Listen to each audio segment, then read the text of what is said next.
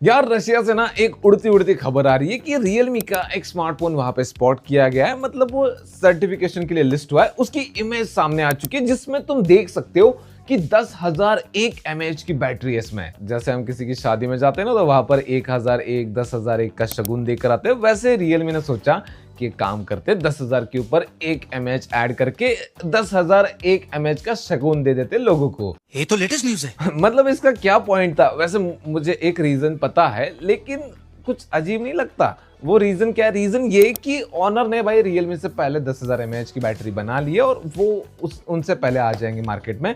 तो रियलमी चाहता है कि ऐसा दिखे कि भाई हमने थोड़ी बड़ी बैटरी बना दी, भले वो 1 mAh का डिफरेंस हो, लेकिन डिफरेंस तो है भाई, हमारी बैटरी बड़ी तो है ना यार। अगर थोड़ी बड़ी बैटरी है ऐसा दिखाना था तो 10,050 10,100 mAh की कर देते।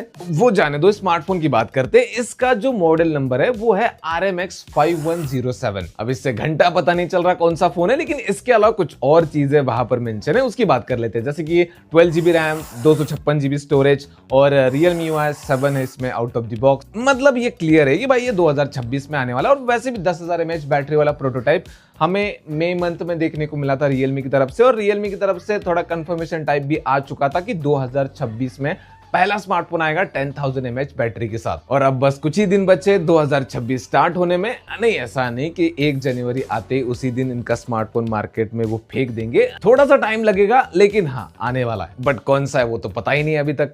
शिट! आज की मेरे लिए सबसे बड़ी गुड न्यूज, तुम्हारे लिए हो ना हो भाई, मेरे लिए सबसे बड़ी गुड न्यूज है। 4 साल से साला मैं इस चीज के बारे में सोच रहा हूँ कि काश गूगल वाले ये ऑप्शन दे देते। तो फाइनली वो ऑप्शन आने वाला है। लेकिन कौन सा ऑप्शन? तुम अब अपने ईमेल एड्रेस को चेंज कर सकते हो। जैसे तुम इंस्टाग्राम पे अपने यूजर नेम को बार बार चेंज करते रहते हो, उसी तरह से अब तुम अपने गूगल अकाउंट के ईमेल एड्रेस को चेंज कर सकते हो। लेकिन यहाँ पर लिमिट है, ये नहीं कि हर महीने चेंज करते रहोगे। साल में 1 बार कर सकते हो चेंज, और पूरी लाइफ में बस 3 बार कर सकते हो। मतलब 3 ही चांसेस मिलेंगे तुम्हें। लेकिन अब बड़ा सवाल आता है कि अगर एड्रेस चेंज हो गया तो फिर पुराने एड्रेस पे अगर कोई मेल भेजेगा तो वो आएगा नहीं आएगा? वो आएगा। सारे जो तुम्हारे एड्रेसेस है, मान लो कि तुम्हारा जो अभी एड्रेस है ईमेल एड्रेस, तुम उसके बाद फिर से 3 बार चेंज करते हो तो टोटल 4 एड्रेस हो जाएंगे। तो चारों में से किसी भी एड्रेस पे अगर कोई मेल भेजता है और वो मेल एड्रेस टाइप करता है तो वो वहां पर दिखाई देगा, वो एक्टिव रहेगा। यानी कि चारों के चारों ने मर्ज हो जाएंगे। अभी तक ये ग्लोबली रोल आउट नहीं किया, बस कुछ कंट्रीज में, कुछ लिमिटेड कंट्रीज में अवेलेबल है। भाई मैं बहुत इंतजार कर रहा हूँ, गूगल वालों जल्द से जल्द लेकर आओ भाई। मुझे एक एड्रेस है जो कि चेंज करना है। परेशान हो गया हूं 2.5 साल से, 2.5 कहा साला 4 साल से परेशान हूं। ओप्पो के 13 टर्बो सीरीज सक्सेसफुल होने के बाद अब ओप्पो वाले बढ़ चुके K15 टर्बो सीरीज की तरफ, जिसके स्पेसिफिकेशन अब सामने आ चुके। वैसे तो कुछ टाइम पहले ही आ चुके थे, लेकिन भाई बड़ा चेंज हो चुका है प्रोसेसर में। पहले से लीक थे कि जो ओप्पो K15 टर्बो प्रो होगा उसमें या तो Dimensity 9500E होगा या फिर 9500S होगा। लेकिन ओप्पो ने सोचा कि भाई सबका दुलारा, सबका प्यारा स्नैपड्रैगन 8 Gen 5 है, तो हम किसी और को क्यों वो मौका दे, हम भी 8 Gen 5 को ही मौका देंगे। तो हाँ, इसमें 8 Gen 5 होने वाला है। उसके अलावा बाकी स्पेक वही होने वाले जो पहले लीक में आए थे। वही 6.78 इंच का LTPS 1.5 के रिजोल्यूशन वाला एमोलेड डिस्प्ले, 50 मेगापिक्सल का मेन कैमरा, 8000 mAh बैटरी और कूलिंग फैन मिल जाएगा तुम्हें। अब इसके ऊपर ओप्पो का ये कहना है कि जो सस्ते मॉडल आएंगे K15 सीरीज के, उसमें भी हमें कूलिंग फैन देखने को मिलेगा। यानी कि ओप्पो K15 में भी कूलिंग फैन हो सकता है। हम नहीं देगा, भूल जाओ।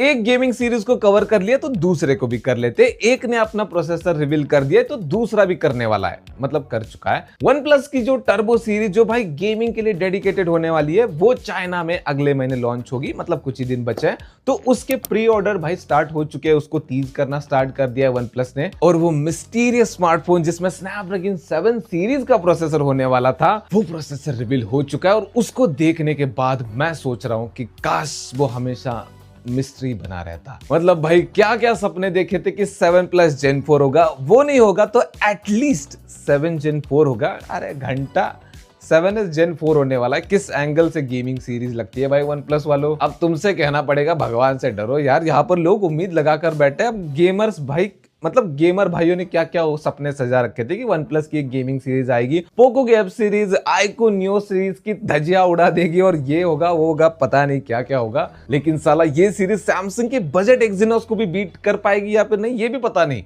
घोर अपमान। और बाकी स्पेसिफिकेशन वही होने वाले जो हमने पहले डिस्कस किए थे, लेकिन इंडिया लॉन्च के बारे में भी एक न्यूज आई है। वैसे तो बताते हुए उतनी खुशी हो नहीं रही, लेकिन बाकी स्मार्टफोन्स हो सकता है इससे बेटर हो, तो इसलिए कवर कर देते हैं।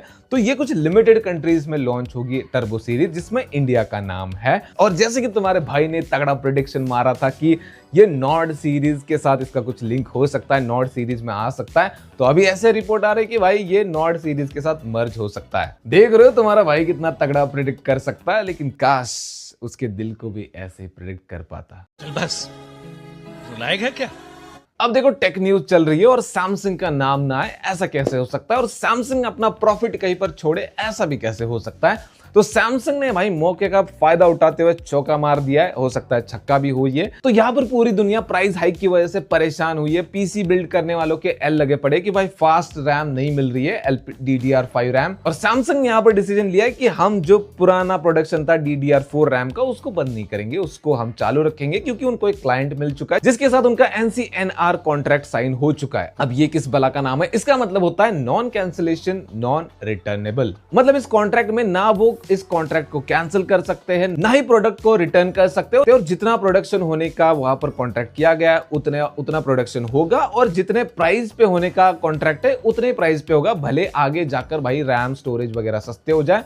सैमसंग को इससे घंटा नहीं फर्क पड़ता, भाई कॉन्ट्रैक्ट हो चुका है। तो सैमसंग ने सोचा कि भाई प्रोडक्शन में भी कुछ चेंजेस नहीं करने पड़ेंगे, वही पुराना प्रोडक्शन उठाओ और वही पुराने रैम को बनाओ और बेचो भाई हाई प्रॉफिट में। तो बस यही कुछ इंपॉर्टेंट न्यूज थी। बाकी वीडियो पसंद है तो वीडियो को लाइक कर देना, चैनल को सब्सक्राइब कर देना। मिलते हैं नेक्स्ट वाली वीडियो में।